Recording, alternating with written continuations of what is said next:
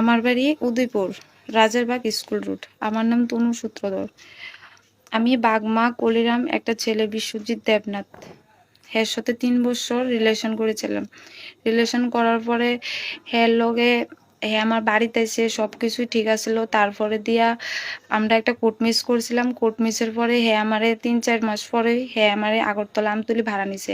আমতলি ভাড়া নেওয়ানোর পরে তারপরে দিয়ে আমরা নিখোঁজের মতো আসছিলাম। নিখোঁজ হওয়ানোর পরে দিয়া আমরারে উদয়পুর মহিলা থানা টানাইছে। আনানোর পরে ম্যাডাম আমরারে জিজ্ঞেস করছে। তারপরে জিজ্ঞেস করানোর পরে আমরা সবকিছু কইছি। করানোর পরে কইছে যে যাইতো না, আমার লগই থাকবো। তারপরে বাবা মা অনেক চেষ্টা করছে ননের লেগা, কিন্তু যাইতো না। তারপরে দিয়ে আমরা 4-5 মাস কোনো বাবা মা আমরা লোক কোনো যোগাযোগ নাই। আমরা ঠিক মতো আমরার মতো সুন্দর করছি, কিন্তু বাবা বোন পরে দিয়া বোন জামাই বাবা মা আমরার কাছে গেছে, যাই এসে আমরা কইছে যে আমরা বাড়িতে নিব, এই সেই করবো।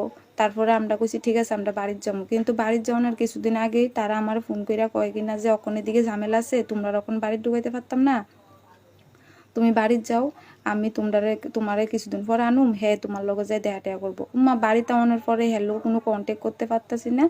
তারপরে দিয়ে আমি অনেকবার চেষ্টা করছি, বাড়িতে গেছি পরে মা ঘরে তালা দিয়ে বাইতে বেরিয়ে গেছে। আমি অনেকক্ষণ চেষ্টা করছি, 6টার সময় গেছি, রাতে 10টার পরে বাড়িতে এসি, তারপরে কোনো খোঁজ খবর নেই।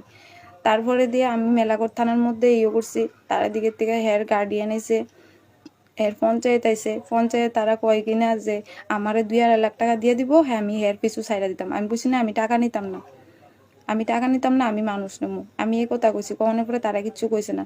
এরপরে থানার থেকেও আমার কেউ কোনো করতেছে না, সাহায্য করতেছে না। এখন আমি কি করতে পারি? আমার লাইফের দাম দিতে হইব। হয়তো আমার কাছে আইব, নাইলে আমার লাইফের দাম দিব।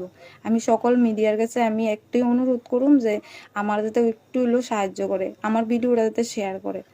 আমি সবার কাছে একটু সাহায্য চাই। আমার লোকে এই কাজটা হয়েছে, নেক্সট টাইম আরেকটা মেয়ের লোকও হইতে পারে। আমি চাই না আমার মতো আরেকটা মেয়েও যাতে এরকম তোর চোখ জল ফালাক। আমার বাবা মা অনেক গরিব, আমার ফ্যামিলিটা অনেক কষ্টে চলতেছে। আমার একটু সাহায্য করুন সবাই।